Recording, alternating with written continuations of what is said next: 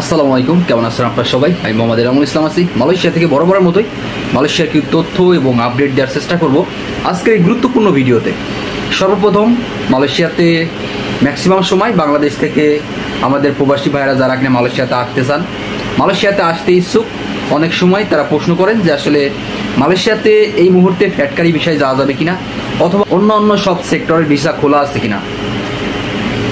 আরও প্রশ্ন করেন যে আসলে অন্যান্য সব সেক্টরের ভিসা কবে খুলবে, অথবা 2025 সালে অন্যান্য সব সেক্টরের বা খুলতে পারে কিনা। ওকে, সর্বপ্রথম আপনাদেরকে জানাই দিই, শুধুমাত্র এখন পর্যন্ত ডিসেম্বর মাস 2024 সালে ডিসেম্বর মাস এখন পর্যন্ত মালয়েশিয়াতে কোনো ঘোষণা আসে নাই যে অন্যান্য সব সেক্টরে নিয়োগ দিচ্ছে অথবা নিয়োগ চলতেছে, অথবা অন্যান্য সব যেমন ফ্যাটকারি ভিসা বলেন, আদার্স সকল রেস্টুরেন্ট, আরও যে সকল ভিসা আছে, এই যে এই ভিসাগুলোর এখন পর্যন্ত কোনো অ্যাপ্রুভাল দিচ্ছে না মালয়েশিয়া সরকার। আশা করি বুঝতে পারছেন, একদম খুব সংক্ষেপেই, যারা কিনা ম্যাক্সিমাম সময় এই প্রশ্নগুলো করেন।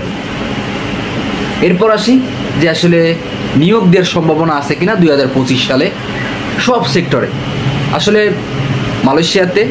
মালয়েশিয়ার সিস্টেম অনুযায়ী এবং রুলস অনুযায়ী মালয়েশিয়াতে সর্বপ্রথম হার্ডওয়ার্কিং যে সকল সেক্টরগুলো মালয়েশিয়া শ্রমিক আনার জন্য ওপেন করে, সেই সব সেক্টরগুলো আগে পূরণ করে। যেমন এগ্রিকালচার এবং প্লান্টেশন চালু হয়েছে, এই দুই সেক্টরে সর্বপ্রথম ফুলফিল যত ওয়ার্কার লাগে সব ওয়ার্কার আনার পরে পরবর্তী সময়গুলোতে মালয়েশিয়া সরকার ভেবে দেখবেন যে আসলে সার্ভিস সেক্টরে কিছু লোক নেওয়া যায় কিনা। সার্ভিস সেক্টরে কিন্তু অনেক ধরনের কাজ করা যায়, নানান ধরনের কাজ করা যায়, ক্লিনার থেকে শুরু করে।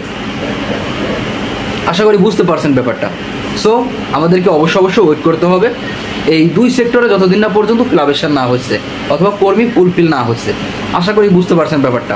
ওকে, আরেকটা ব্যাপার, সেটা হচ্ছে 2025 সালে মালয়েশিয়াতে সব সেক্টরে কলিং ভিসা চালু হবে কিনা। ইতিমধ্যেই আমি অনেক সোশ্যাল মিডিয়াতে এবং অনেক ইউটিউব চ্যানেলে দেখলাম যারা কিনা ফেক নিউজ ভিডিও তৈরি করছে মালয়েশিয়া থেকে। খুবই দুঃখজনক ব্যাপার। বাংলাদেশে যারা আশায় বুক বাঁধে রয়েছে মালয়েশিয়াতে আসার জন্য নানান সেক্টরে, তাদের জন্য এটা খুবই হতাশাজনক। কারণ মালয়েশিয়া থেকে যদি ভুয়া নিউজ অথবা ভুল তথ্য দিয়ে থাকে, তাহলে পরবর্তী তারা প্রতারিত হওয়ার সম্ভাবনা আছে, বিশেষ করে এজেন্টদের কাছ থেকে। দেখা যাচ্ছে যে এইসব ভিডিও দেখে তারা এজেন্টদের কাছে গেলেও যে আসলে টাকা পয়সা জমা দিল অথবা পাসপোর্ট জমা দিলে পরবর্তী সময় তারা আসতে পারলো না। এটা বড় ধরনের একটা স্ক্যাম এবং প্রতারণা। আশা করি বুঝতে পারছেন ব্যাপারটা। অবশ্যই সাবধান থাকবেন। মালয়েশিয়াতে অফিসিয়ালি অথবা স্বরাষ্ট্রমন্ত্রীর কার্যালয় থেকে এখন পর্যন্ত কোনো আপডেট আসে না যে 2025 সালে সব সেক্টরে খোলা হবে। আশা করি বুঝতে পারছেন ব্যাপারটা। যারা কিনা এইসব নিউজ দেখেন অবশ্যই সতর্কতা অবলম্বন করবেন। ধন্যবাদ সবাই, ভালো থাকবেন। দেখা হবে পরবর্তী কোনো ভিডিওতে। ততক্ষণ পর্যন্ত ভালো থাকবেন, সুস্থ থাকবেন। আল্লাহ হাফেজ।